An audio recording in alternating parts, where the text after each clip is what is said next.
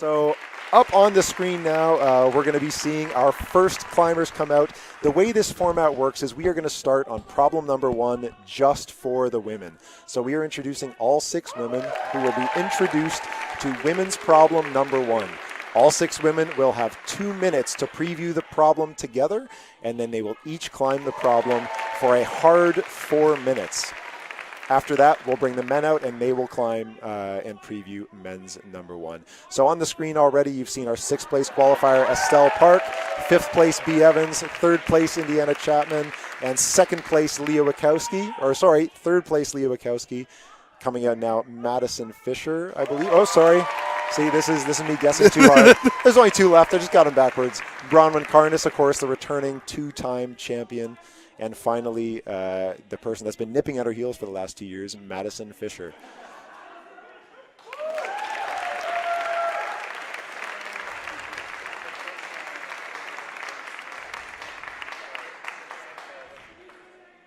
And just look at like the top 3 girls like bread on steep walls. Madison Fisher originally starting climbing at Grand River Rocks, which I mean is another, festival. It's very similar, yeah. Yeah, also built by Rockworks Canada. Anyway, they are now inspecting women's problem number 1. That is F1, and we wanted to take a dive into this problem to really inspect what all these holds are and what these moves are like.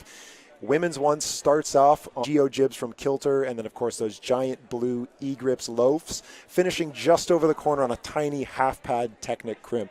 What were your first impressions when you were looking at this thing? So, first off, I want to say I love the use of the dual text volumes. It looks really clean, and the way that it climbs, they've really utilized that dual text to block or to reduce your ability to use them as feet or hands. The last move is surprisingly very tensiony. You get those 2 E-grips loaves, and you get a toe hook underneath with the big one, on the big one, while your left foot is posting on that block's dual text volume, and you cross to this going to be one of the more serious moves. The opening moves are fairly forgiving in terms of you have good holds. I know you can't see it on the feed right now, but so where B is grabbing, that has actually a large screw-on on it that is fairly in cut. So the opening move it looks like it'll be an issue, but it's actually fairly good and fairly controlled. Then moving through that middle section, I forget what I saw in forerunning. Now I'm blanking on it, but I think there's some weird toe hook beta that happens on the largest of the E-grip loaves, while I could see that trying to foot first, trying to match it and stuff. Sure. Again, I think the use of the dual text rate in this boulder is what really makes this boulder unique and going to make it an interesting challenge for the girls. Keeping in mind that we are eliminating 2 girls right off the bat. And that's the crazy thing about this is we don't know what style that this climb is going to suit. I mean, for the most part, the holds are large and slopey, aside from a couple crimps. It's going to be really interesting. Like you said about the dual text, it takes those volumes that would previously have been an option, and now they are not on the table unless you're willing to commit to really sketchy feet. So our first climber out, the 6th place qualifier after semifinals from Chicago, is Estelle Park. It's important to note that we are also using a points per hold scoring system. So Tyler and I have the route maps in front of us drawn by the route setters. We'll be trying to keep you guys informed as much as possible about scores. Yeah. Nothing makes a boulder comp better than route maps. Oh man. My gosh, man! I was talking to Caleb about this, and I was like, when was the last time you made a route map? No kidding. Anyway, Estelle Park is up on her very first attempt. Again, there is a little left-hand crimp on the inside of that starting volume. It is just a little geo-jib from Kilter, so you can get your fingers around it, but it's only about a half pad.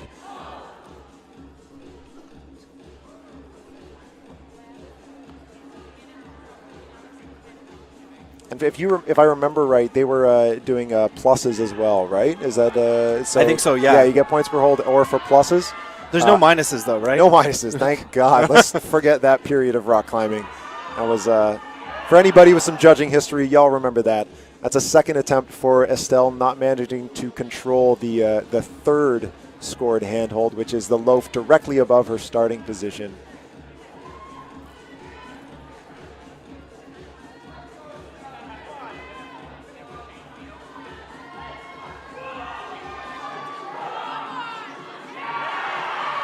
Very cool. Very cool, yeah. Now at this point, it looks like this traverse should be pretty simple, aside from the fact that it's flat sloping edge. I'm worried about her. Then she might be able to do that somewhat controlled, but yeah, maybe she can figure something out on her second attempt. So that would be 7+, I believe. For those of you keeping score at home, yeah, I would give that 7 at least, possibly a 7+. If you're looking for scores, we'll show them periodically here on the stream, but you can also follow along at BlocBuster.ca. So BlocBuster.ca has all the scores, also from the previous rounds. And if you're wondering what happens in a tie, it does go back to count back from the previous rounds. Or as we get through these problems, if there's a tie on, say, women's number 2, we'll count back to women's number 1. And so this is her 4th attempt.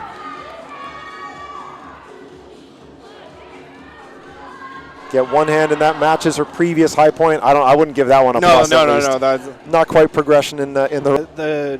The competitors are also finding out the high points, so everybody in order to knock out the next climber.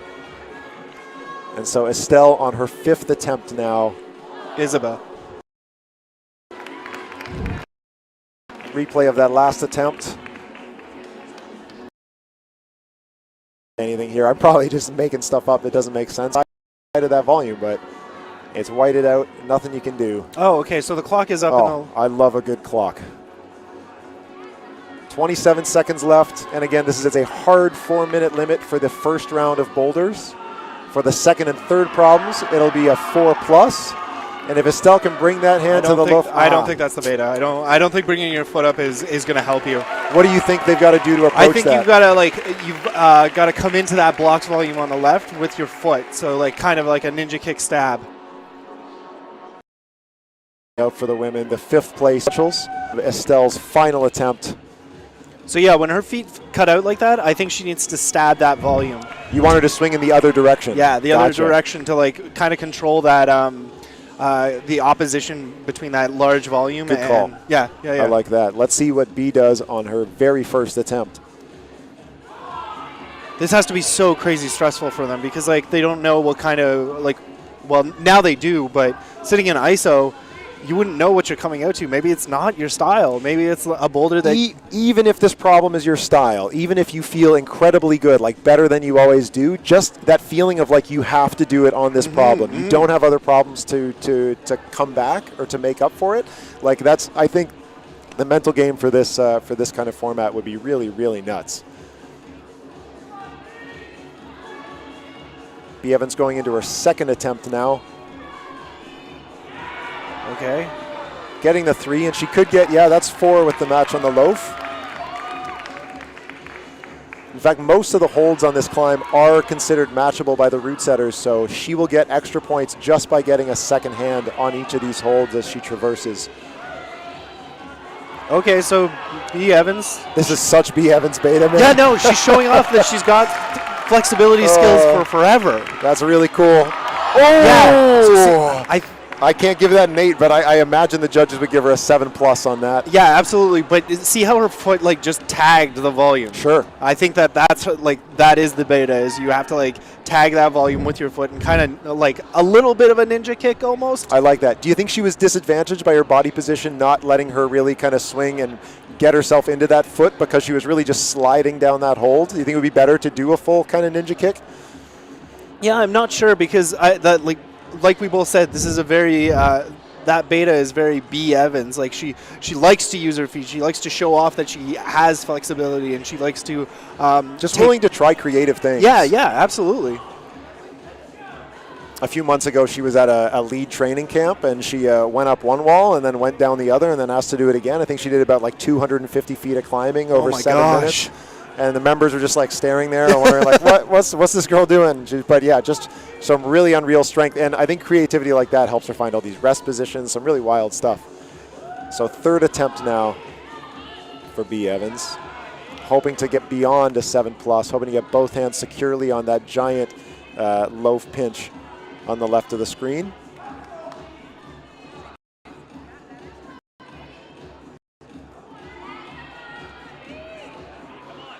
Okay. So we'll see what she does here. She had to feel like she has more information now. Oh, wow.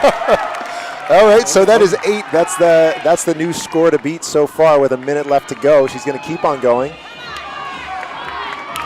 This would be 9. Yeah.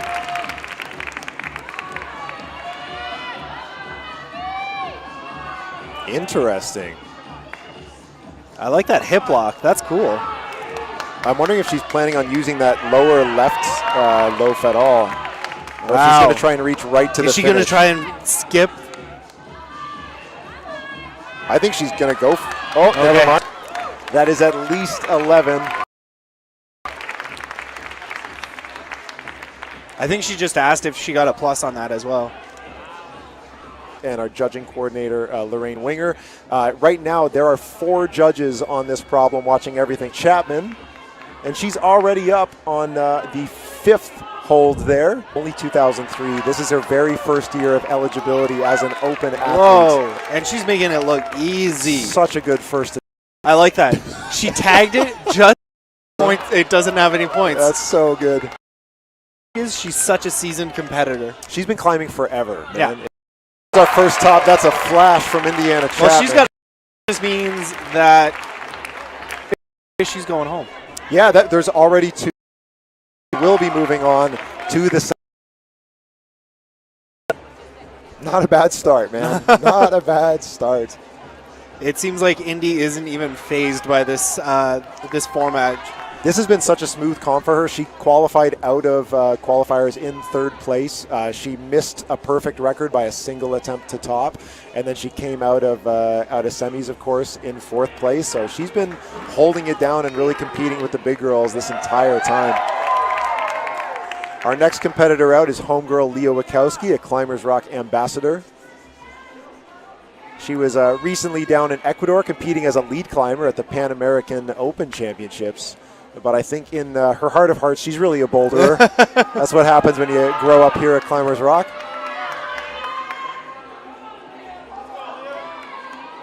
Leah looking a little shaky off the start, but I think she's just like she's just trying to regain some composure. Yeah, and she's already into it. Looking so good. Just this is yeah perfect potential for the Puccio campus. Put a chalk bag on her, get a little one-hand chalk up. Come on. Excellent climb, and I think she's going to. She looks so composed. This is nothing for Leah right now. Although we have seen her blow tops this competition. Oh, and risking it all on that volume.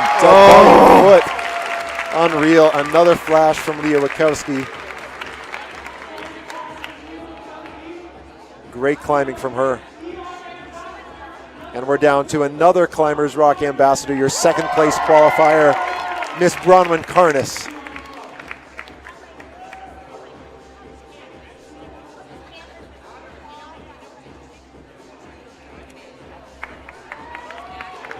So again, for context, if you want to talk about performance anxiety, aside from the fact that you got to show up on this one problem to get any further, now she's also the defending 2-time champion. She's won it the last. She knows what's up. She knows what's up. Yeah. So, but you got to figure these top girls are gonna like. Oh no, that's. All right, well, she still has a chance. So at this point, she can still. So that's going to count as an attempt. She's already at a disadvantage. Yeah, so now she's like. But if she tops the boulder, she'll be in 3rd. If she tops the boulder, yes. There's potential that she'll be knocked out, but a very good chance. So long as she outdoes Estelle Park and B. Evans, she should be okay. But, I mean, you think about if the next problem comes down to countbacks, and if she gets a top but -1, that could be the thing that knocks her right out of the competition. That's true. I think the way this format is working is making it it's not giving you any leeway for mistakes. Like, you cannot make errors. Not at all. And I think that's really interesting from a spectator perspective for sure. But competitors, it's something new to get used to. And it's really interesting that the foot first beta has kind of become a thing. I guess it makes sense. There's not a lot of other places to do it. Bronwyn looks like she's struggling a little bit on that crimp. I'm curious it was neat seeing her other foot come underneath. Interesting knee bar as well. Yeah, this is looking good, Bronwyn. Okay, so one of the things that I did just notice is that the root setters did change the finishing hold to be better. What was it before? Because that still looks like it's a Technican cut I saw earlier on, but it may have changed since then. Oh, no. And she didn't get, because she didn't reach out to the other one, she would have only got 10 plus. All right. Plus. All right, so 2 minutes left with a 10 plus on her second attempt. Not bad. That's going to mean that she at least goes past Estelle Park. If she can get that one more move this round, she can tie up with B. Evans, and then she could go count backs and keep going through to the second round. But she needs to at least get that second last hold, that loaf on the far left. She at least has to get that on this attempt. Otherwise, she needs a top with just a minute and 32 left. Again, this is a replay. Yeah, right and now let's see what happened. She's her positioning seemed decent, and was it a reach through, or did she go with her left hand first? Because that crimp is facing towards the left, so you need to oppose it from the right. Oh, no. As she reached out, it looked like her body unfurled and just pulled her away from the wall. I think she's also trying to keep her body on top of that loaf. Sure. And you can see she's trying to like twist her hip out and adjust her hips so that they're closer to the wall. And I think if she drops that foot, it could work out as a better position for her to move forward. Sure. This is her last attempt, probably. And she needs to get that 11th hold or the top. Those are her only two options, and she needs to do it on this attempt. That was kind of cool, like the fall in with the... That made me worry. That made me look like she's feeling tired and under a lot of pressure. You just got to hope she goes for that next hold just to get the points. Yeah, so see, again, she's adjusting that hip, trying to like get herself... Oh, no. I don't think she's going to get that. I think that's going to stay as a 10 plus on her third attempt. And that may just be our returning two-time champion knocked out in the very first round. What is this format? What am I looking at? Like we said, this is the ultimate opportunity for upsets. Just that single problem is the decider for everything. This is really unreal. And I'll be honest, I've never watched a round this close. My hands are being very my intent. palms are so sweaty. Like, I don't know what you guys are like at home, but like whenever I watch climbing comps, I get I get the sweaty palms and the clammy fingers. This is. Yeah, I don't want the cameras to come to us because I am so tense right now. It is, it's really nuts. Okay, Madison Fisher, last 2 years in a row at BlocBuster, she's finished in second place. The fact that Bronwyn has now put herself down to possibly be taken out of this round if Madison actually does top this, that's a huge deal for her. She will have knocked out in the very first round the climber that has stopped her from that first place for 2 years running. Madison looks really, really controlled right now. Can you imagine the stress? No, I can't. The climber, I'm stressed watching. The climber that she barely got that. Okay. Oh my God. Tyler, are you okay? I've got nothing to say. I just want to watch. Okay. Yeah. Oh God. Oh wow. Incredible from Madison Fisher. Skipping that hold too, like she didn't even match. What? Okay, that's unreal. So if my scores are right, when the girls come back out for round two, we're going to be handing a check to, I believe, Estelle Park and Bronwyn Carnes, and they'll be sent to sit down as the other four move on to problem number two. What a great finish to problem number one. Yeah. That's such a great problem. That's a really good problem. Kudos to the root setters. I thought Yeah, so one of the tweaks that they made, I was talking about it earlier, I just want to revisit it, is I think that like the finishing hold has an edge on it. And originally it was one of the kilter geodes. Okay. So if you're not familiar with those holds, there's no edge. You're just it's just a faceted sloper kind of thing. Yeah, no, I think it is a technique, so it's slightly in cut. I think it actually is better than it was before. It's a good tweak. Yeah, no, absolutely. They did a great job. All right, climbers out now. The first of our men to check out problem number one for the boys from the United States, representing Chicago via the Detroit area after some time at Planet Rock, is Eric Libby. Beside him, Sean Hunter from Toronto. Following him, a previous BlocBuster champion back in 2013, Mr. Dylan Barks from Michigan. our third place qualifier from Guelph, Ontario, Dylan Safari. There's 2 Dylans in this round. That's too many, man. It's a lot to keep track of. Second place qualifier and 2-time BlocBuster winner, Zach Richardson.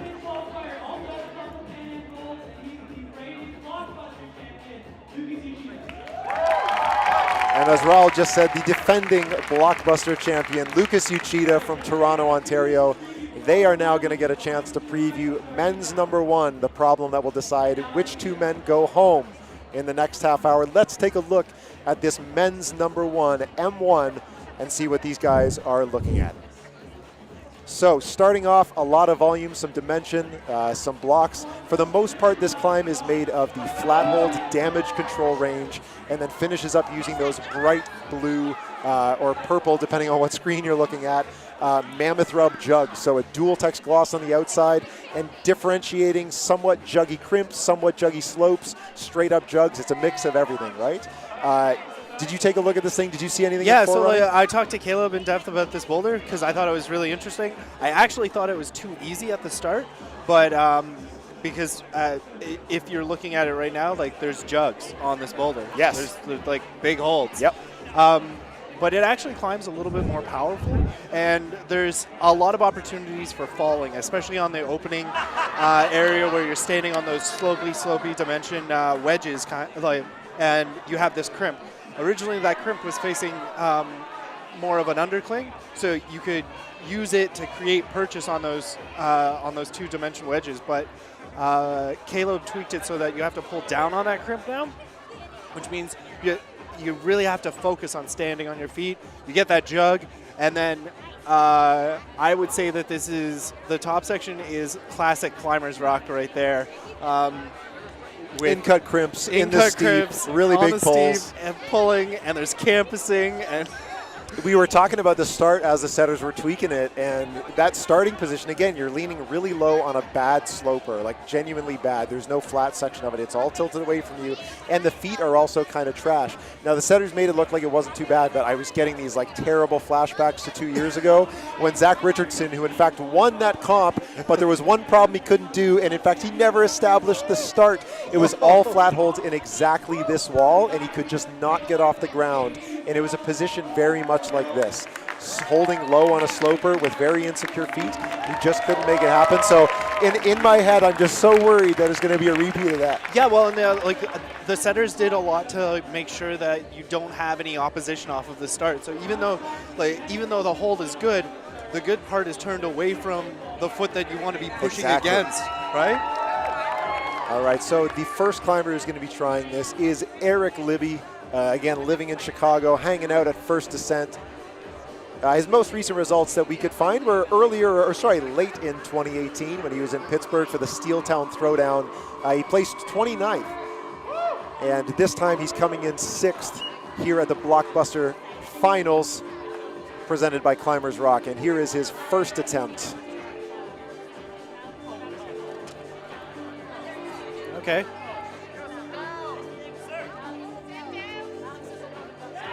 Ooh. Okay, what do you think? So holding that jug with one hand would give you 3 points. I don't call that control, in my opinion. I wouldn't give that control. I think he has 2+ right now. I would call that 2+. But also, 2+. he did tag across the black tape, right? Yeah, so that black tape is soft black tape. You're allowed to make contact with the wall on the other side, but if you're using those features for anything, even if it's just to gently stop a swing, technically that could end your attempt. Yeah, so I wonder how the judges are handling this boulder right now, because just judging that first attempt, there's going to be a lot of that. In my opinion, he secured the 2+ at least, holding onto that crimp and moving off of absolutely. it. So the 2+ at least for sure. But it is making me worry about how the other climbers are going to deal with it, and if the volumes on the other side of the black tape are going to cause a lot of trouble. Mm-hmm. Fortunately, again, 4 different judges watching one climber at a time, so I'm sure the calls will be excellent. 2 minutes and 38 seconds left on the clock for Eric Libby. Yeah, so see the...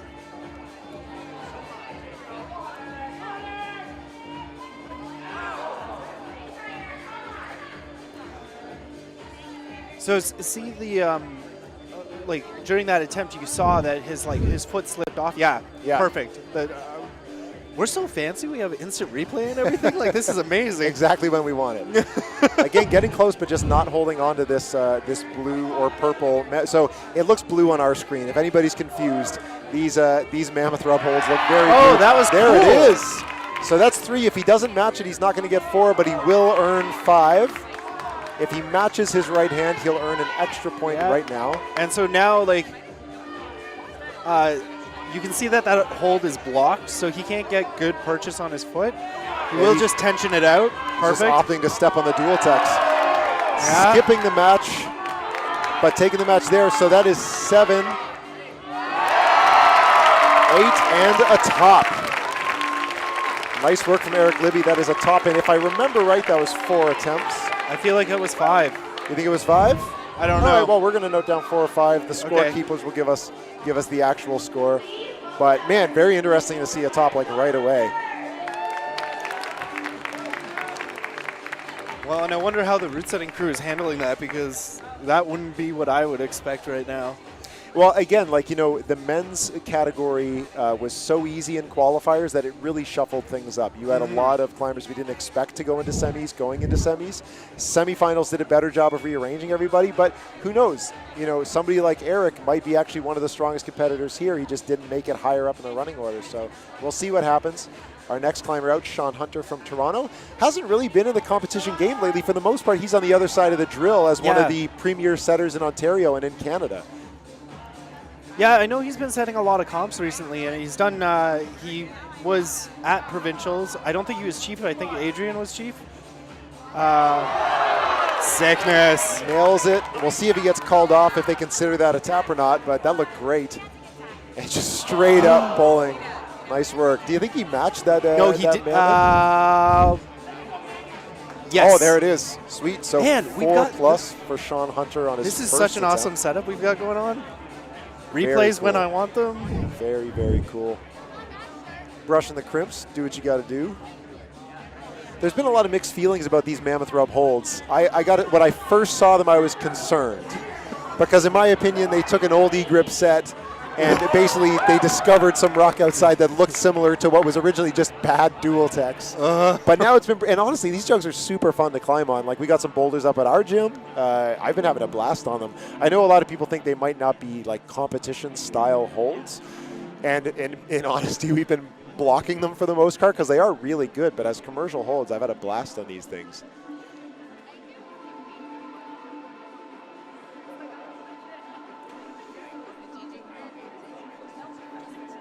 So, I mean, again, like, they all know what has been done. So Sean knows that there's been a top on this thing. Yes. Yeah, and well, talking to Sean, like, he didn't think he was going to get into finals anyways. In fact, he was supposed to be our MC, right? He was supposed to be MCing right now. Had a great semifinals, and now he's decided to compete. So, and that looks like it was a replay of his second attempt.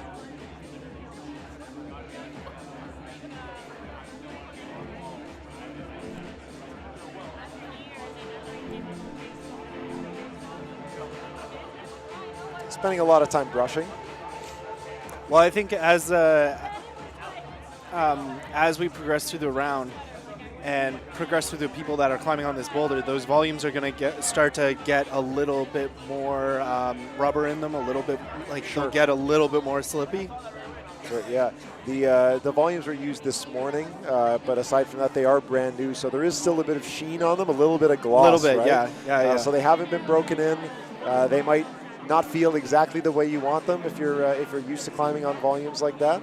And Sean, also keep in mind that wall is overhung, right? So, like, yeah, that let's talk about that wall, man. The start of that climb is on a 12-degree overhang wall. There's nothing vertical about that, so you are in the steep, and that volume pushes you back. The upper part of this climb is on a 45-degree overhang, so the entire time you're leaning back, stepping on really, volumes angled really far away from you. Sean just showing his experience. He seems to have a really good sense of how much time he needs to put this climb down, but just whiffing it later on. His high point still 4 plus. He needs higher, he needs he needs more progression. He needs more points because honestly, if you're in this format and you finish boulder number 1 with like, what is it, 4+? Yeah, with only a 4+. Yeah, like that's not a good sign so far for Sean. And you can't be sitting like. But he's going back on with 8 seconds. See if he can rush through and maybe get a 5th. Oh, so close. But it's going to end up with that 4+ on his very first attempt. That's got to be a stressful thing for him. He's got to be really worried now going into ISO. For sure. Because for sure. I think it points out just how, it is a unique start position, but the move by itself, there might be some psychological issues going around that corner and knowing you don't want to tap or use those other holds. Well, and also just it might ease the other guys' minds a little bit, just knowing that like there is that buffer down there of like, oh, Sean only has 4+. Maybe. If I can get further than that, I might be okay. That's a very good point. Very good point. So on the screen now, Dylan Barks, a former champion here at BlocBuster. Now at this point, 6 years ago in 2013, but an all-around strong guy, and we love having him out. Let's see how he does on his flap. Oh my God. Okay, sure. Just make it look that easy. Oh man. I'm not going to commentate or curse it though. I'm just going to sit here and watch. I'm not going to. What? Okay. All right, Dill. Yes. Those are the moves that won him this thing back in 2013. If he can keep this up, he is looking excellent for a win here. That's a flash from Dylan Barks on problem number 1. He's going on to the next round. That guarantees him going on to problem number 2. That campus was so cool. I mean, like, it's very... This right here, just going for the match, willing to do that, like, just, oh.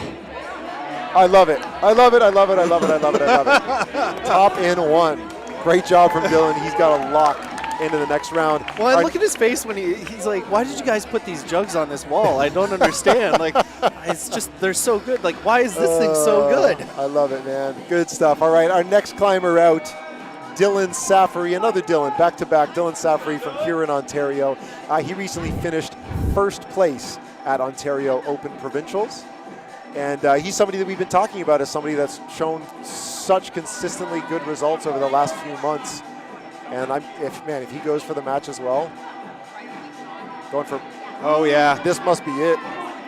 I wonder if they discussed this in the preview. I want to know who didn't tell Eric and Sean about the match beta. I don't think that memo got through to those guys. Share your beta fairly, everybody. Hey, I feel like nice from Dylan, earning the 5th score. It's interesting that they felt like they should, because this move is obviously something you can do in kind of a 360 movement, but the setters still assigned 2 point values for each of those volumes with crimps on it, doing anything they can to separate competitors on each attempt.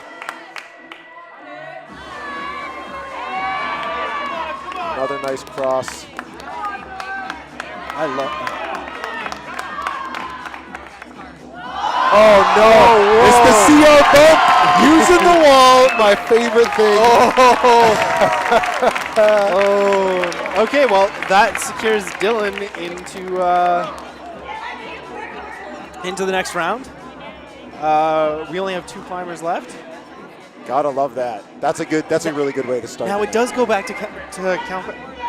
Yeah, so if we have ties, it goes to a count back to the last round, or if it needs to, it goes another round beyond that. Okay, but assuming, like, if Zach and Lucas both flash this boulder, then Sean and Eric are out. Yes. And Eric topped the boulder. Eric topped the boulder, and that might not be enough. That feels, like, if I was Eric, I'd feel so worried right now. Yeah, no kidding. All right, so our next climber out is Zach Richardson. Here's sizing up the wall.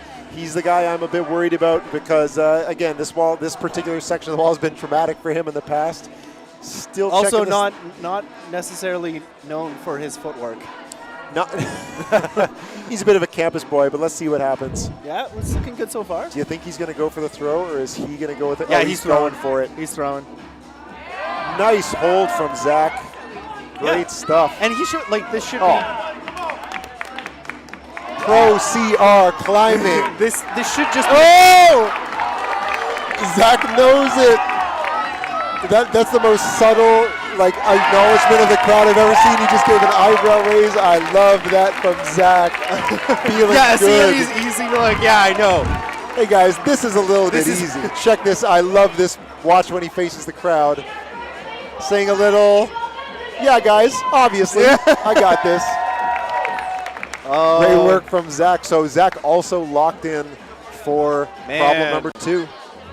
I mean, kudos to the root setters. If you guys get 4 flashes out of this, and that's what takes you to the next round, you guys nailed it. This is looking really, really good. And of course, our final male climber, Lucas Uchida from Toronto. He won it last year. He stole the title from Zach Richardson. And he's looking to defend it against some very hungry competitors. Yeah, and so like I would say that this is where like Lucas needs to really become mentally tough, because he knows that like there's been 4 flashes. Like again, they're not sitting in ISO, and like Dylan and Zach both come back from like within a period of like 4 minutes. Yeah. Lucas isn't like sitting there being like, oh, well, I guess they just, they all like gave up early. Yeah, no, exactly. Now, the men's root setters, in their opinion, they think Lucas is the guy that should win. They have him picked as the best climber of the field so far. Do you know who else has him picked as the person that wins? I think you do, This actually. kid, yeah. But I disagree. I think Zach Richardson's going to take it back. Family pride. Love is blind. There's nothing I can do. Sorry, bud.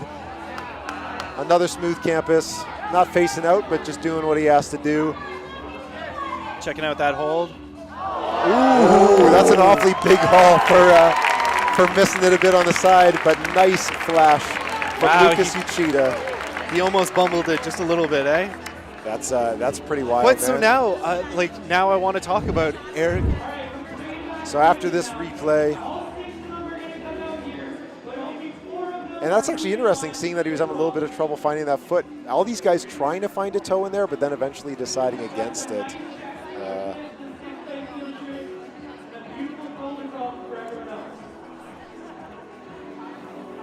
And an easy top. Right now, we're gonna throw to a quick break, and we'll be back with women's problem number 2 in just a moment.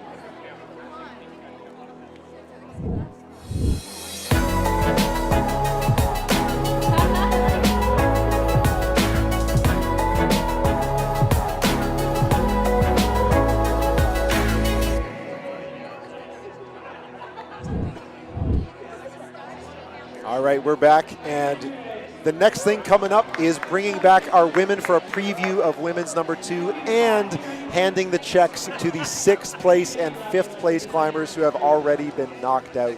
We're going to see who the MCs announce in those, because we don't want to jinx it.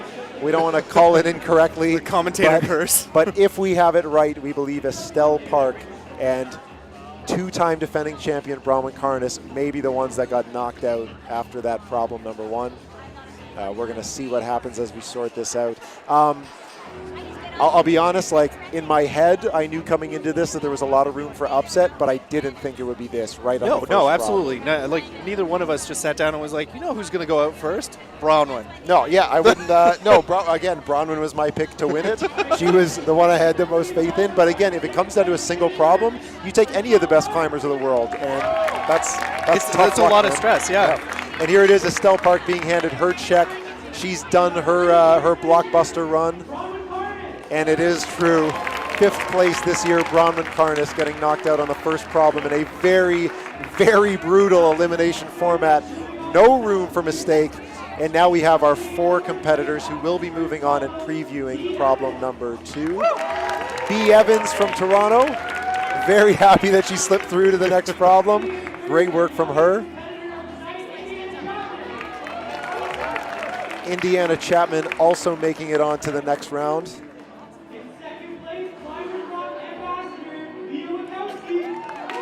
Leah Wachowski next. And of course, in last place, or finally, Madison Fisher coming out also with a flash on women's number 1. So at this point, we're going to take a preview of women's number 2. That is F2. We're going to see what this problem looks like and check out what the root setters have in store for us. So first of all, this looks like it may be one of the most vertical walls in the gym. It is not. It's not. This climb sits on a 26-degree overhang comprising of all of these big dimension volumes. The climb starts off on a very, very generous Southern Jug by Kilter. It's of the same line as Jimmy's Southern Slopers, but it's a huge protruding jug that lets you get a lot of momentum. You're tossing out to the right where you're going to be greeted by more volumes, more of that mammoth rub, and then finishing on a loaf rail as your final hold. What did you think about this climb after taking a look at it? So the first thing I said to Nathan when I looked at this boulder is that for a points per hold round, there's not a lot of holds on this, and therefore not a lot of points. I think this is a very standard boulder now. You get like you do the kick momentum and paddle to catch the jug, and then you finish with a big move. It's pretty standard now. It's not like not when this move first came out and we were all like blown away by like a paddle dyno. Now it's pretty standard. I think I'm curious to see how the elimination looks on this, because I feel like it's going to come down to attempts. Yeah, so what I heard from the comp organizers was that their original kind of sketch of how the rounds would go is that the first problem would just be long, right? Yeah. Make a long route, get some separation. That'll break off a couple climbers and hopefully give you some countback potential for later. Now, of course, it doesn't look like it turned out that way. We got a lot of flashes from a lot of the boys, so we still may have to count back to semifinals. And the girls. We had 3 flashes. For them. Yeah, exactly. And then they said that the second problem, they wanted to be that big throw. They wanted to be that dyno and have it come down to attempts rather than points per hold. So we're seeing that theme that they were talking about show up. And the last problem, of course, is just going to be straight up hard and a show of who can win this thing under the most pressure of the year. Our first climber to take this on will be the lowest ranked climber, and that is B. Evans, who in the last round managed to get 11 points in 3 attempts. That clearly separates her. If this thing goes to count back, she is out. Yes. She is the only one that didn't flash problem number 1. So she needs to make big moves on this to make it through to that final 2 on problem number 3. Also, it's important to note, Tyler, that the middle dimension volume, so the volume that you paddle off of, has no score. Really? Yeah, there's no points on that volume. So if you, and it is obviously very difficult, but if you manage to stick that kind of 5-sided volume, you don't get anything for it. No. It's all to the mammoth rub. Very, very cool. Also to note, that starting in this problem and for the final problem, it's now a 4+ round. So you can get on the wall at that very last second and be able to burn that time for one last attempt. I'm excited for how that looks for the next boulder. Totally. I think that like the plus won't really matter in this circumstance. Maybe because unless you fall off the finish. Well, the interesting thing is you don't necessarily have to get to the finish. You just need that extra hold, right? That one extra plus. That might be the thing that puts you over.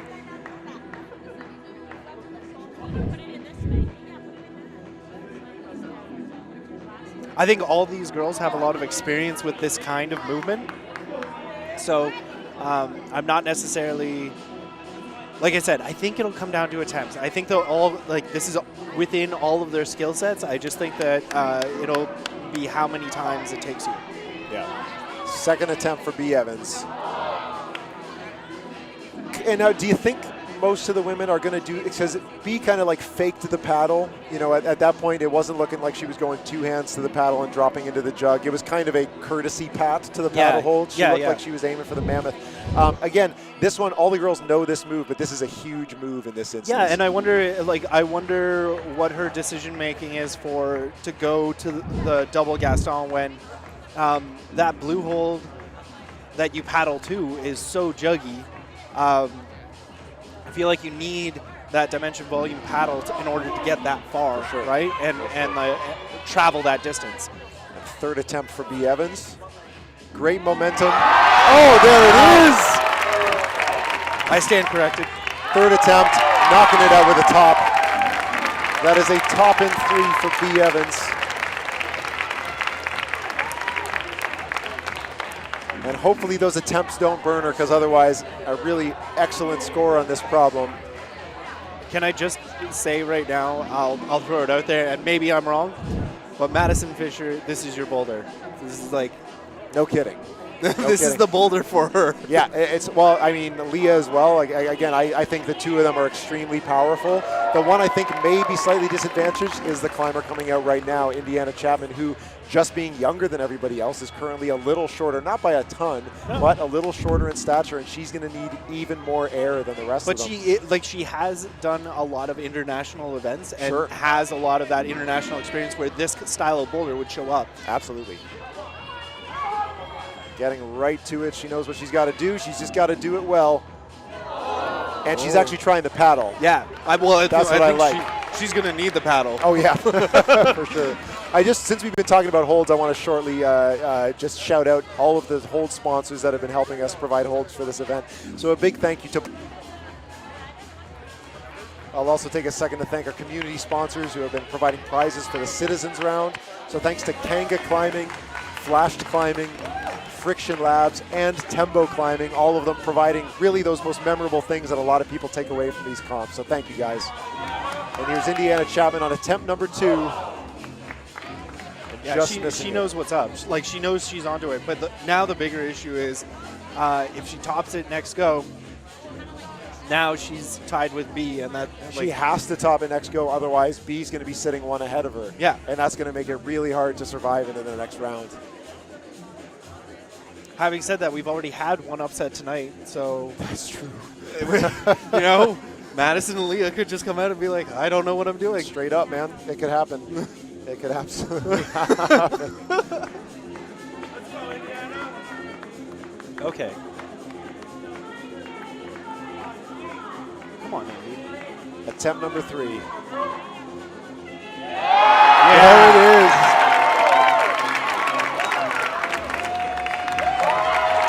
Great work from Indiana.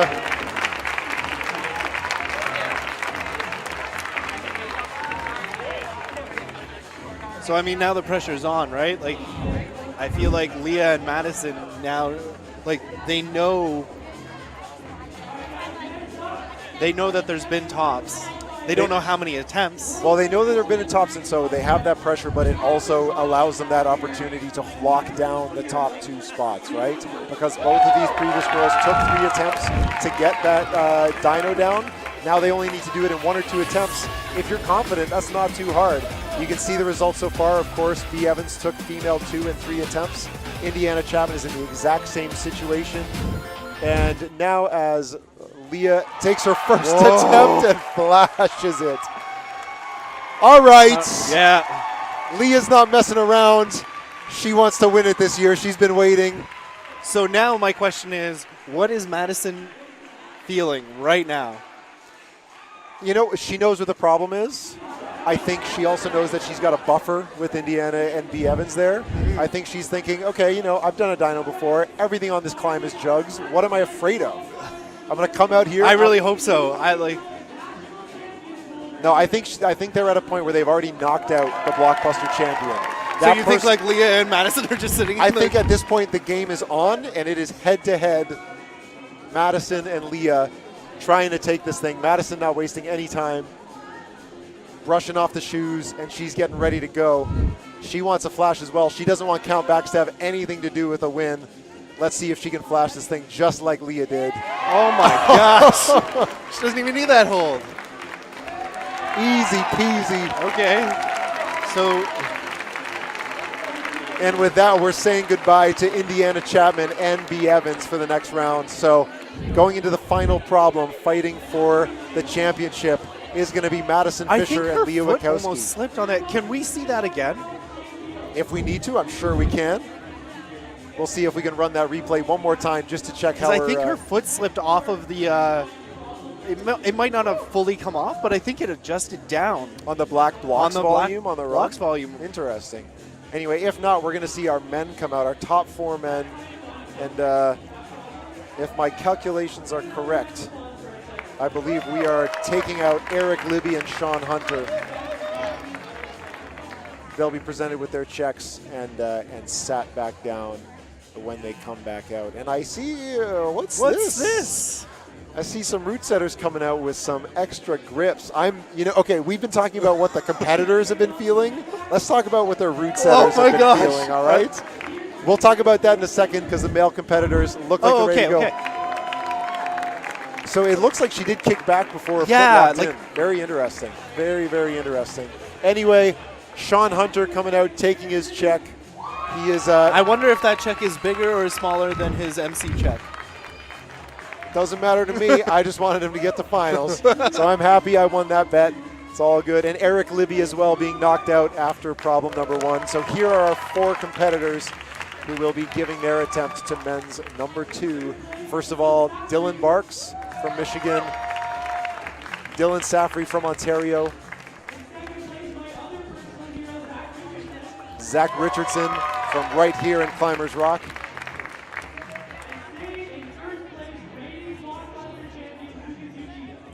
And of course, Lucas Uchida. It's at this point that I'd like to mention to Tyler that he doesn't have any. Oh, he has 1 climber left in the entire round. I have 2 women and 3 men. We're not even getting into this. We're not. So this just paints a really important picture of the fact that if we go back to countbacks for this round, we're going all the way back to semifinals. And you know who that disadvantages is Dylan Saffrey, who frankly had an exemplary qualifiers. Earning 5 tops in qualifiers was a huge deal because that 5th top was a nails hard problem. And it's not going to be recognized because he had fewer climbs in the semifinals. Anyway, this is men's number 2, starting with those so-ill innies, going up to a very, very shallow damage control crimp, traversing out through some so-ill rectangles on some volumes, and then ending in a really interesting manner. You see to the top right above that big protruding rectangle is a little black mark on the wall above the lip. That is a blocked damage control crimp. It is a quarter pad. There is only about a 1/4 inch between each of those 2 holds, and off of that you have to reef back to a giant damage control sloper, but it is turned backwards. So you finish this climb dunking a glossy, sweaty basketball and hoping you can hold on. Just a super cruel finish. In fact, I think I overheard the route setters saying you have to sit on that protruding rectangle to finish so you ride it. Yeah. You get like... Okay. So like the opening move to this boulder is actually fairly tricky, just because that first crimp is shallow, but it also sits up against the wall. And you'll notice, like you can see right now, this wall looks not as steep as it climbs. 45 degrees. Yeah, the upper section of this problem is the still... whole gym's 45 everything's degrees. 45 degrees, man. Yeah, the wall on the left is actually a 30-degree overhang, even though it looks vertical. Yeah. So you start, that left start hold is 30, and then you pop into that 45-degree roof. Yeah, and so you get this, like, this blocked edge. The hold underneath the second block's volume is kind of juggy, so it's okay, but that's when you start campusing in a true Climbers Rock fashion. Who needs feet?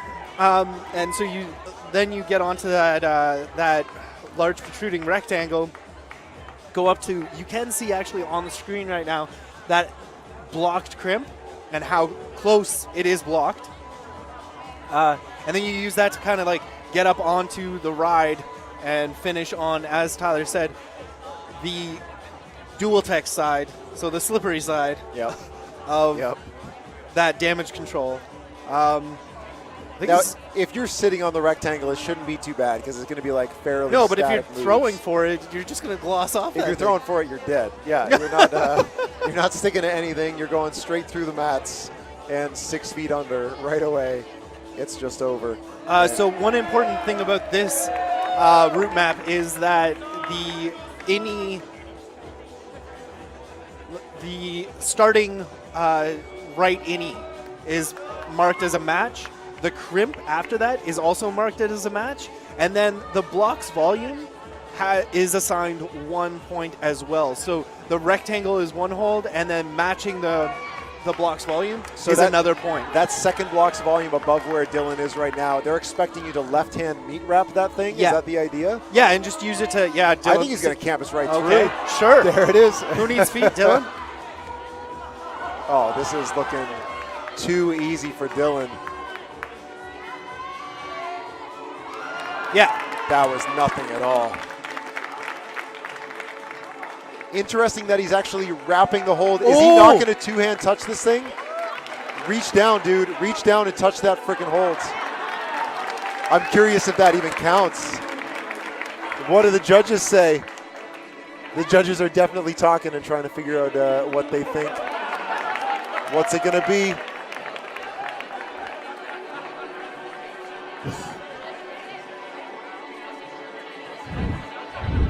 And when we find out, we're going to tell you what the judges decide.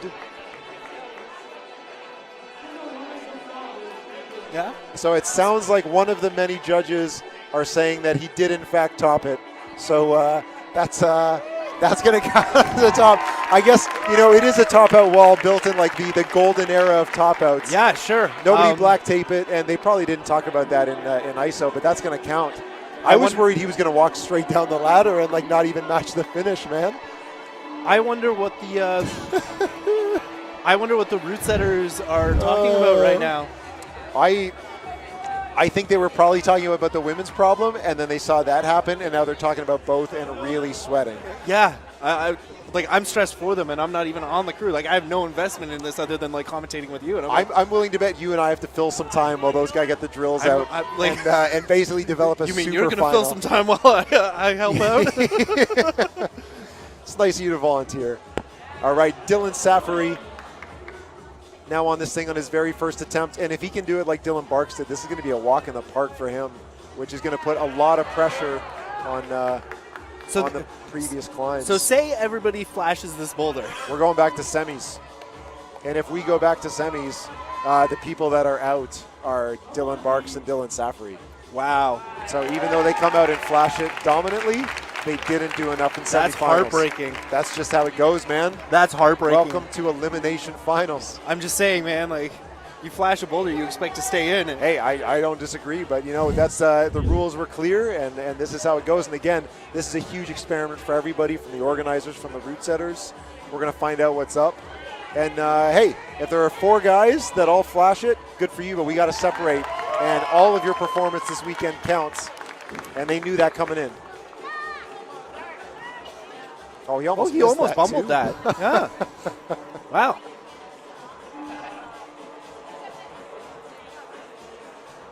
And our next climber is out. And you know what? Honestly, what this means is that the amount of pressure on Zach Richardson and Lucas Uchida right now is huge. I'm sure they feel very confident on this climb, and their chances of topping it are extremely high. But now that you know that there's 0 room for error, yeah. If you make one, if you get imagine to the just top, foot slipping the start, any of it, you're out. This is cutthroat climbing for Zach and Lucas. I would kick my chalk bag if I skidded off the start. Oh. This isn't pressure I could deal with. No. I would hand him my scorecard and thank him for the experience and just move right on.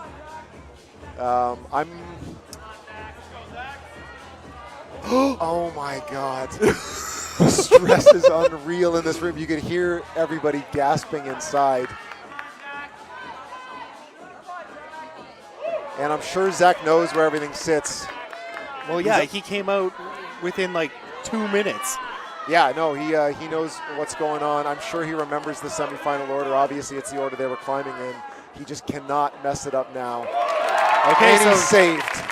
So Dylan Barks is now eliminated due to countback, I think? Back to his semifinals. Dylan Barks is going to be out, and he won't be progressing to finals. Wow, this is gnarly.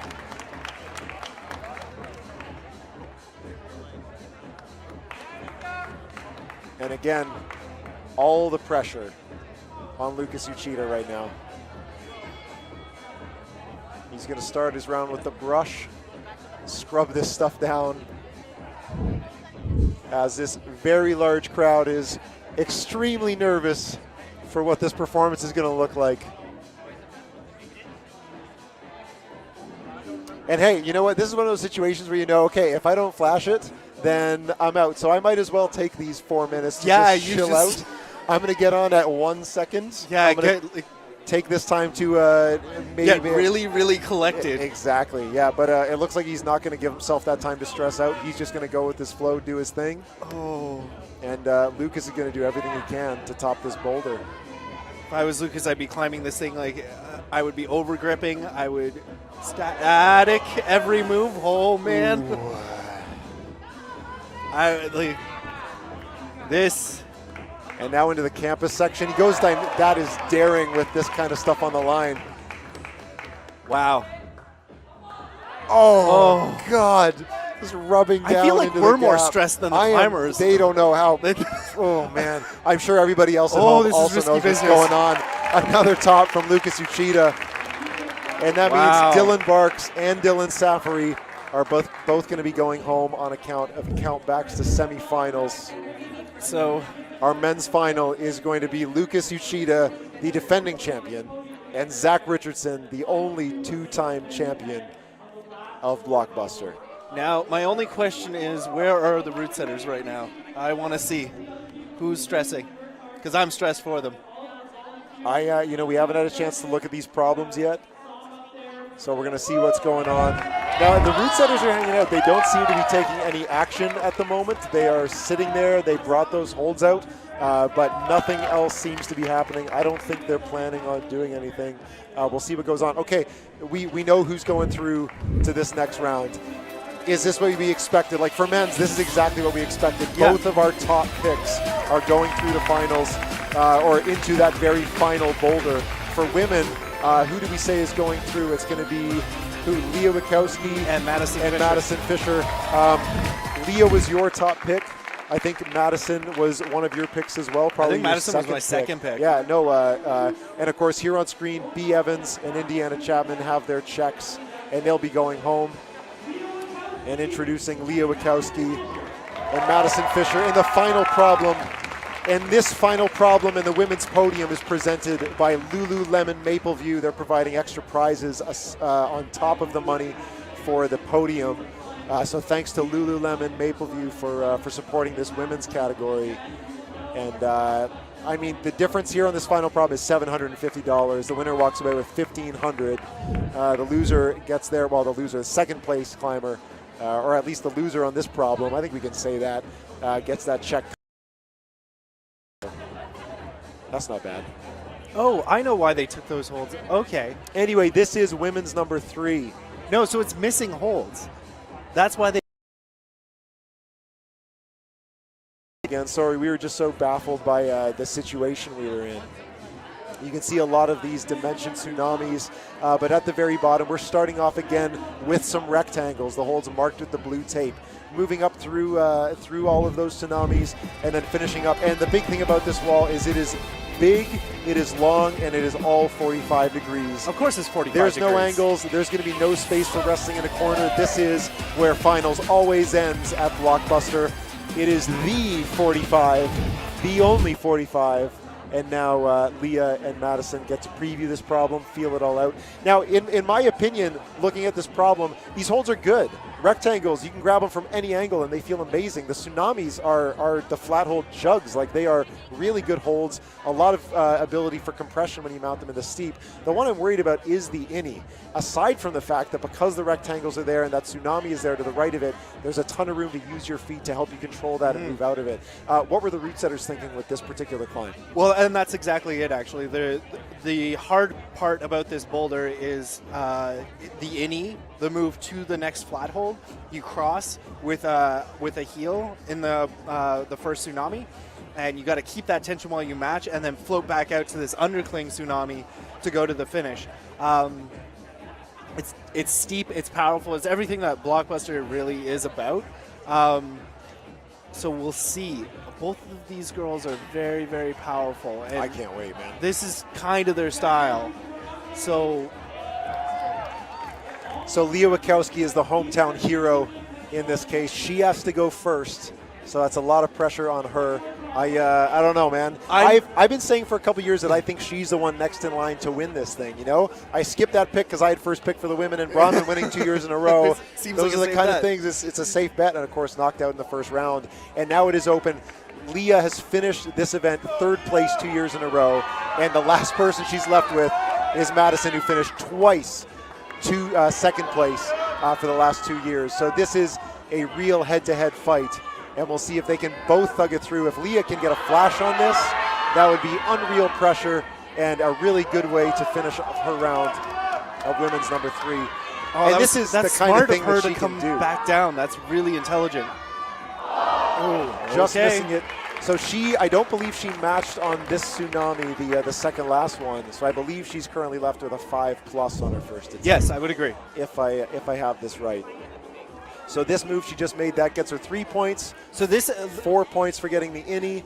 And then that next hold up at the top left is marked for 5th and 6th. She only, maybe she does match when she gets the left hand up here. So she may be going with the 6+. She does. Yeah, she has 6+. There you go. Okay. So 6+ for Leah Wachowski on her first attempt. And a climb like this requires a lot of rest time. So she's going to be chilling out, getting herself recomposed. I really like the heel, but it may have been a little too low and trapped her, not getting to the good part. She didn't even get to the chalked up section. I almost think that Leah is climb. strong enough to just toss into that. Well, she did there, but I don't know if she got to the good part. I think she hit something, but it wasn't the part that she needed. It's important to note that the innie is the bad one as well. It's not the. Oh, is it? Okay. Yeah. All right. I haven't differentiated all the innies yet. I haven't spent that much time with them. Generally too hard for me. But anyway. It's not the good one. Second attempt for Leah Wachowski. And that has already opened the door for Madison in the next round. But Leah would really like to top this thing and give Madison as few opportunities as possible to take this win.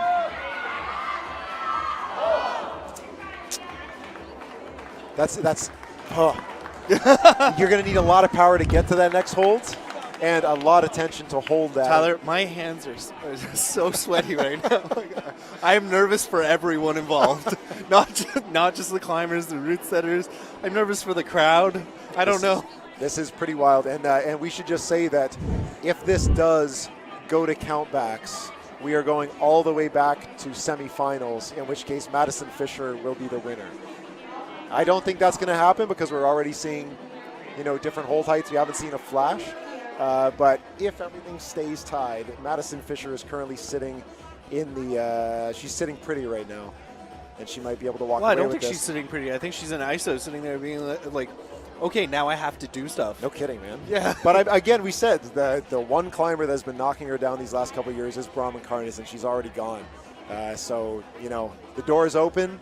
And Leah, with only 1:10 before she can get on her last attempt, she's really got to pull this out of the bag right now. But it's 4+ still, right? It is 4+. So yeah, I don't think we see her get on until. Well, that's a great question. With a climb like this, after these previous climbs, although the last one was a flash, and in fact her previous attempt was a flash as well. Actually, she's going to get on. If you do get on now, do you think you'd have the gas to get on right at the end? Like if you get on now, let's say it takes about... I don't even know if that's a consideration because I would think that, like, keep in mind, myself, I never competed in 4+ because we didn't use it back then. Yeah, I'm that old. You're dating yourself. Yeah, I'm that old. But she's taking it all the way to the end. She knows that this is going to be her last attempt. This is what could make or break. She could be the BlocBuster champion with one really good attempt. And of course, that comes with a really big check with your name on it. It's a risky business, though. Like, Very what if you have risky. a foot slip on this boulder? Well, she's leaving a couple extra seconds. That's a couple extra. This is Leah Wachowski on her final attempt of the final problem of the BlocBuster Finals 2019. Let's see if she can do enough to hold off Madison Fisher.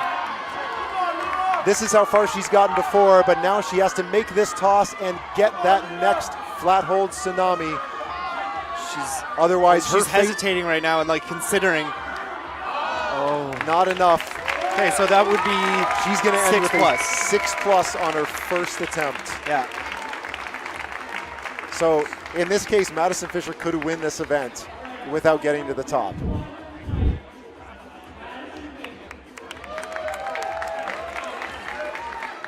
I'm just excited to see what kind of noises this crowd makes the second Madison touches the hold beyond that. If that happens, oh, we're both going to go deaf. This place is going to light up. Yeah. Madison Fisher's been on the up and up for the last couple years.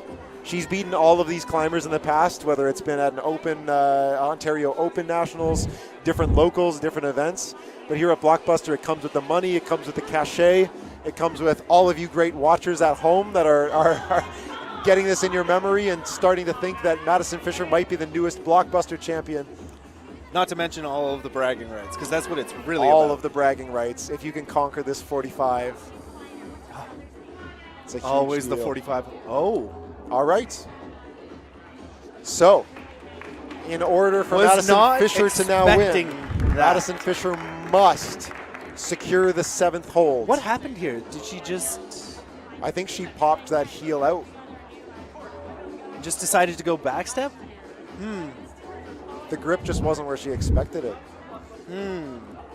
Okay, so Madison Fisher has to get that 7th hold at some point in the rest of her time. Otherwise, Leah Wachowski has taken it with a 6+. She's not going to make that mistake again. Okay. And now's where it gets real. We'll see if she pops that heel hook on the tsunami or not. Goes for a toe instead. Interesting. Considering all of it, this is going to make it slightly harder for her to get up high, but she may still trade out for a heel. She doesn't. She keeps the straight legs and manages to get the match. She's now at 6. Not enough. That is 6 points on her second attempt. Still trailing Leah Wachowski No one by can just see a Tyler plus. right now, but he's leaning over the table. He is. There's so much anticipation. I'm gonna relax. There's so much anticipation in him right now, and he's wiping his hands like I am because so sweaty. This is going to be great. And I get this looks so good, but what happens? She manages to get this, but I'm worried that the toe. Well, I guess her left foot is able to get her out of that trap. I think she wasn't on the good part of that second tsunami. Like she seemed like she was at the bottom of it, but as you progress up into that, so she needed to get a little more meat on that. Yeah, thing, exactly. And then she would have been able to readjust a little easier. I also don't think that would have been 6+. What Madison just did? Yeah. No, not at all. I don't think so. Yeah, No. I think she popped off holding that. So yeah, no, Leah is in the lead by just a plus right now. 1 minute 30 seconds to go.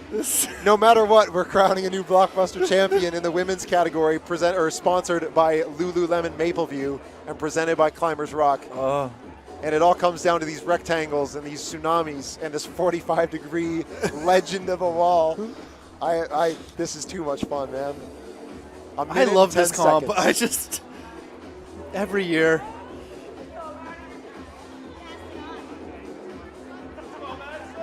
And she knows what's up.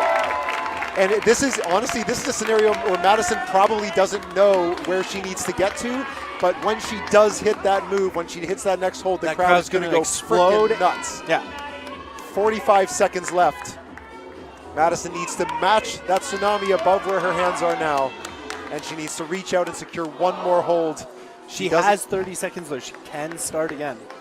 33 seconds of rest. Yeah, but she can go again. She can. She can. It would be off, like this place is going to explode if she gets this. If not, it's going to explode anyway, because Leah Wachowski in a few minutes is going to be crowned the brand new BlocBuster can you imagine what kind of emotions are going through Leah right now? Leah's been fighting for this for so many years. And she's watching Madison just... She must be... Okay, her hands are sweating way more than mine are. I don't know. Like, when I was competing and this was a situation that I was in, I was out in the parking lot. 2 seconds left. Maddie's on at the very last second. This is it, guys. If she can get that second last tsunami, Madison Fisher is taking home all the money.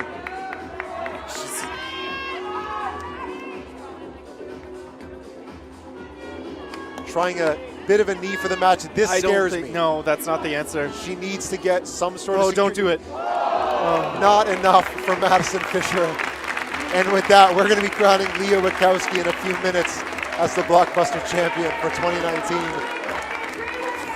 I need a shower. I need a drink. This is getting... All right, okay. What an excellent way to finish up on the women's. Just right down to the last second, there were opportunities for this climber to make the top. And now we're down to the men on men's number 1.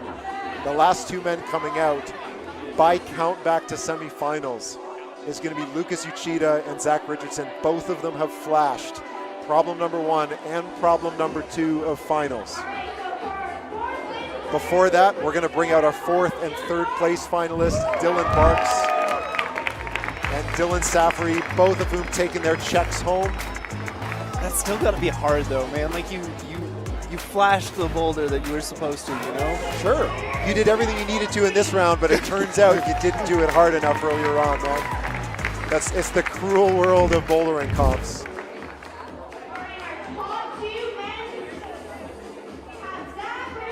And these are the 2 guys fighting for the title.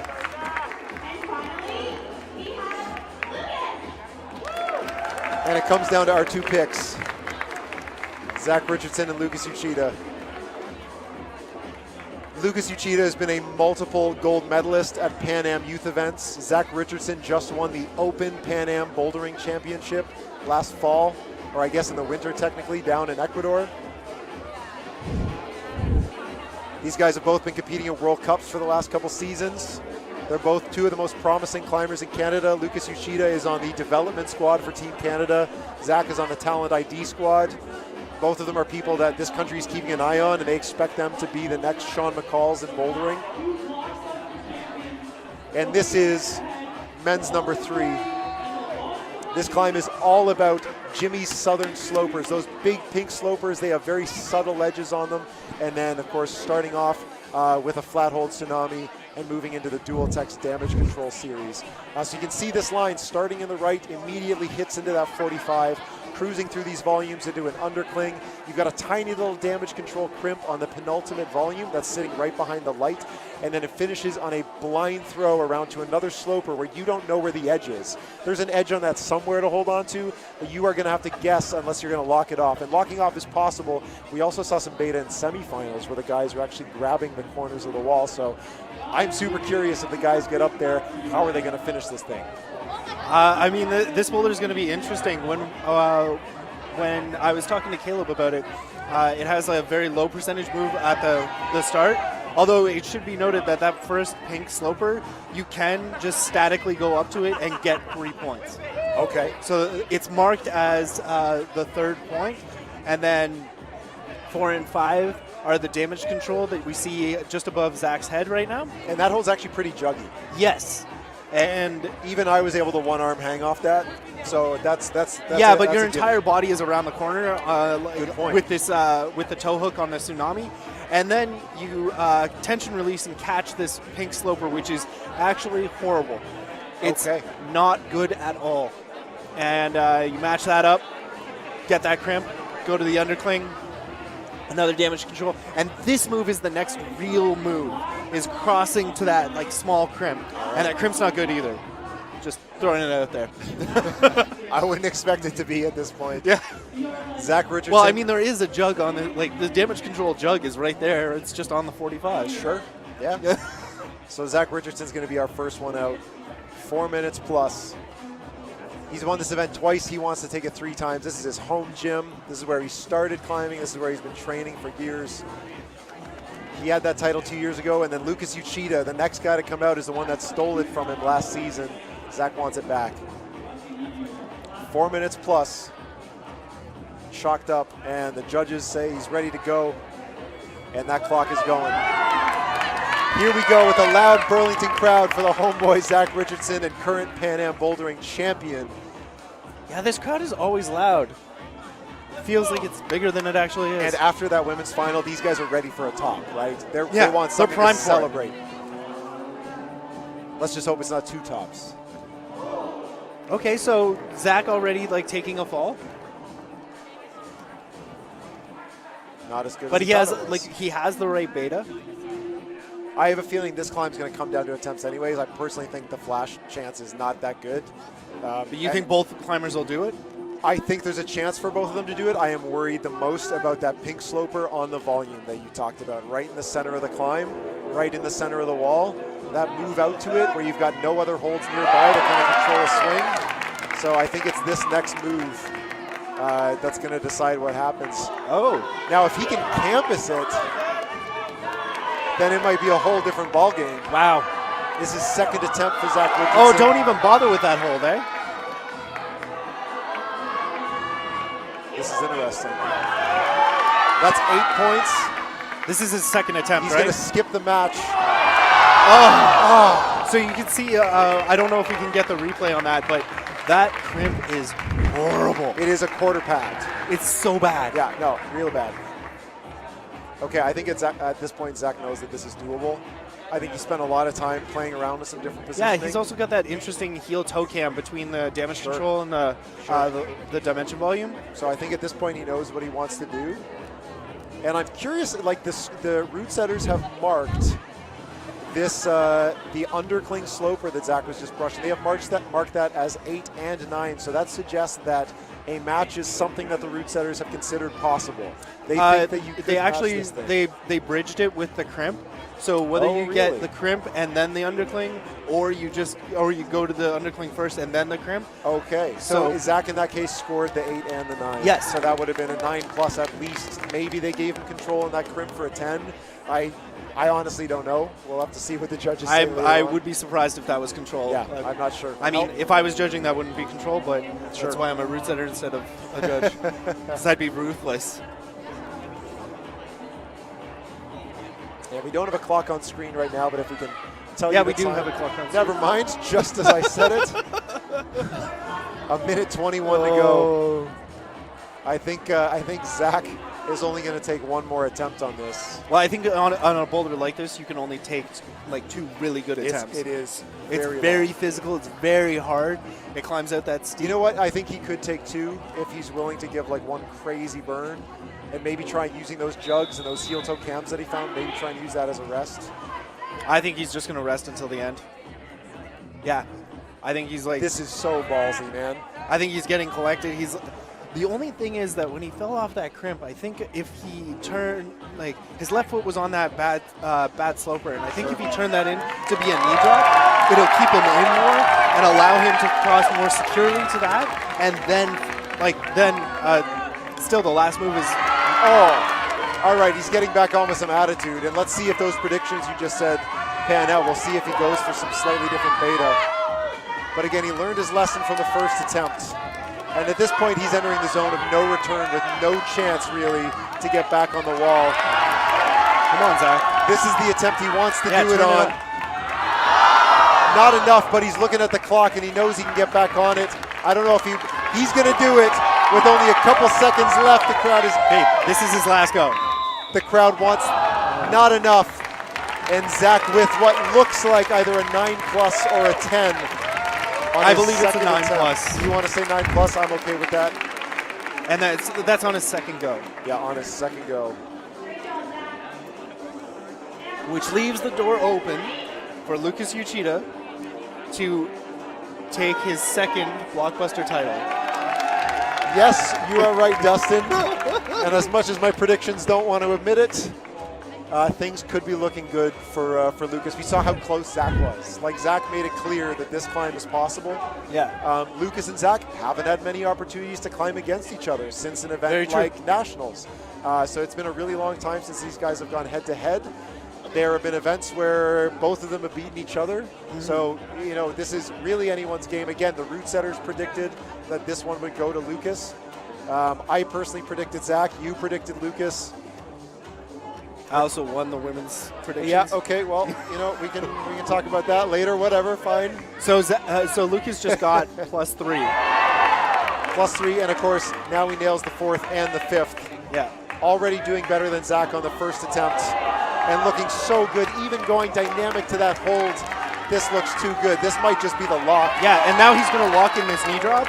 I hope he... I think he's going for it. Wow. That is some strength in the left hand. This is all Lucas Uchida's. Wow. Lucas for the repeat defense. You have your not a brand new, you've got your repeat 2-time BlocBuster champion, Lucas Uchida, with a flash on finals number 3. That's incredible. So good right from the start. Like, not even considering going static, saying, I feel great today. I'm going to go for this double clutch dyno right off the start, even though I don't have to. Going for that dynamic cross to this sloper, just looking excellent the entire way through. And then this is where I really think that this is madness. Not even looking at all at that knee drop. Just, I'm going to drive by and stick that hold. I know I can. He locks and closes the crimp there, and at that point, you're good to go. If you are sunk into that crimp, you're going to be able to pull up off it, get into that finish, and that is every move of it looked so confident. And there you see the final score. Lucas Uchida flashed every problem but one through this entire comp. Wow. And I believe, okay, wow. The only problem he didn't flash was qualifier number 1, where he was too cocky and threw early. So that was his very first problem in the comp, was the only one he didn't top. Oh. And of course, our podium presentation in 3rd place, Indiana Chapman from Toronto. Great climbing from her. That dyno is super impressive. I love getting to see that. Second place, Madison Fisher. Madison Fisher, her third year in a row, coming second place. She is going to be pissed. Madison, are you going to just coming out of this comp? I feel like you should take up residence on that podium spot, Madison. And Leah Wachowski waited so long for this and finally earns the first place. Look at that girl. She is happy about that. Some great climbing. Everything she did was enough to get her that win. Everybody here is super proud of her. Great work from them. It's nice to see a new podium.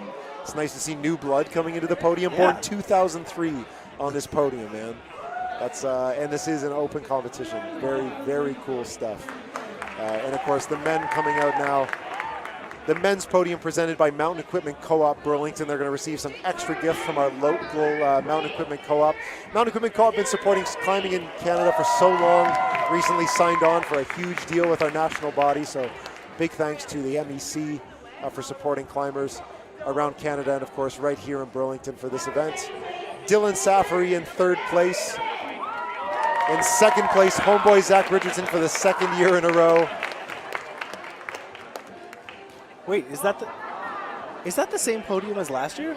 No, it is not the same podium as last year. I can't remember who came third. Dylan Barks came third last year. But Dylan came second 2 years ago. And, of course, our winner, our two-time champion, Lucas Uchida, with a really dominant performance. Just flashes upon flashes upon flashes. Such a great job from this guy. With what a podium. What a podium, man. And again, the three guys that we talked about, these are going to be the guys that really get far in this comp.